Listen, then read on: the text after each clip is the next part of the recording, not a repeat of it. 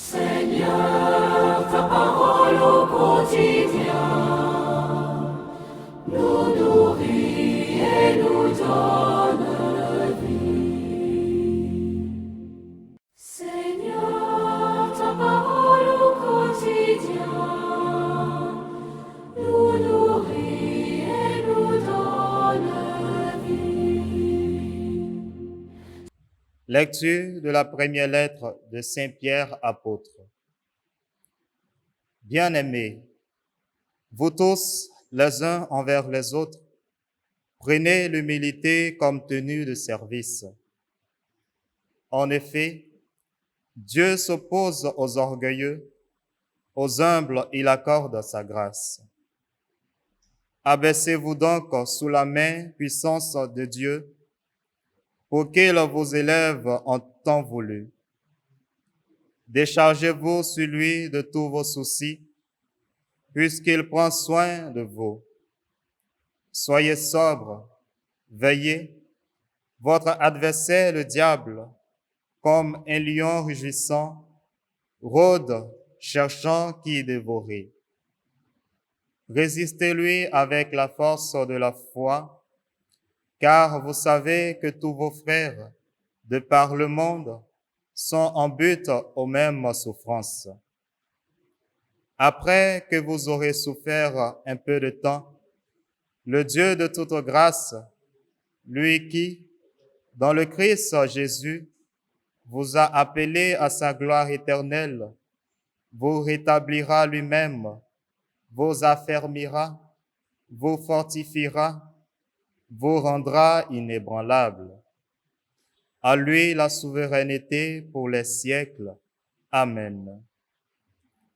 Par Sylvain, que je considère comme un frère digne de confiance, je vous écris ces quelques mots pour vous exhorter et pour attester que c'est vraiment dans la grâce de Dieu que vous tenez ferme.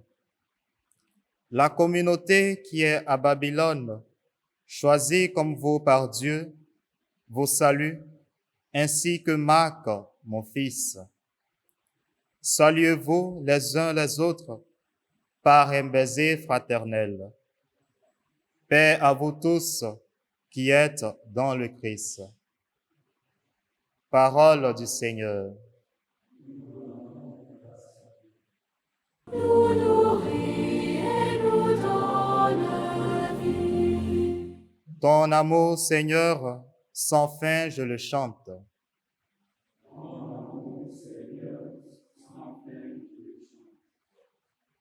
L'amour du Seigneur, sans fin je le chante. Ta fidélité, je l'annonce d'âge en âge. Je le dis, c'est un amour bâti pour toujours. Ta fidélité est plus stable que les cieux.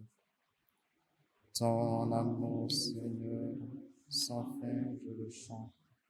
Que les cieux rendent grâce pour ta merveille, Seigneur, et l'assemblée des saints pour ta fidélité.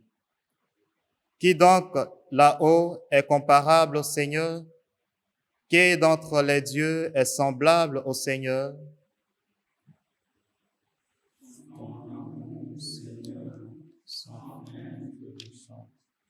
Heureux le peuple qui connaît l'ovation.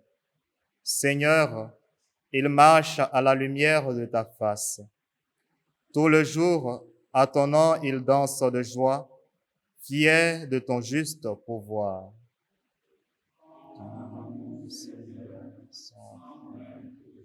Alléluia, Alléluia, Alléluia. Nous proclamons un Messie crucifié. Il est puissance de Dieu et sagesse de Dieu. Alléluia, Alléluia, Alléluia. Évangile de Jésus-Christ selon saint Marc. En ce temps-là, Jésus ressuscité se manifesta aux 11 apôtres et leur dit: Allez dans le monde entier, proclamez l'évangile à toute la création. Celui qui croira et sera baptisé sera sauvé. Celui qui refusera de croire sera condamné. Voici les signes qui accompagneront ceux qui deviendront croyants. En mon nom, ils expulseront les démons.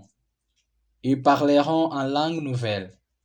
Ils prendront des serpents dans leurs mains, et s'ils boivent un poison mortel, il ne leur fera pas de mal.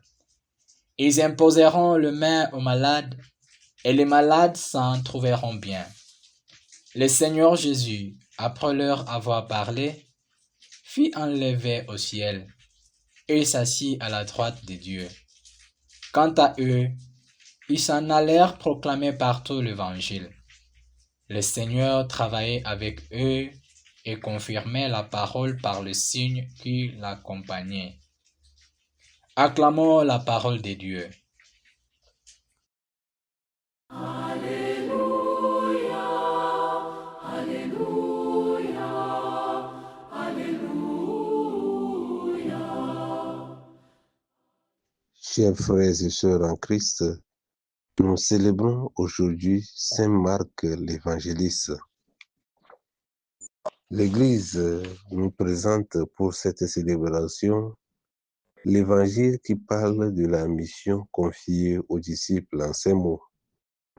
Aller dans le monde entier, diffuser la bonne nouvelle à travers toute la création. Cet ordre n'a pas été exclusivement donné aux apôtres. Il s'agit d'une tâche assignée à tous les chrétiens. Cet évangile révèle que la foi n'est pas quelque chose d'individuel qu'on devrait garder pour soi-même. Elle va être partagée avec les autres. Les apôtres sont envoyés pour annoncer la bonne nouvelle.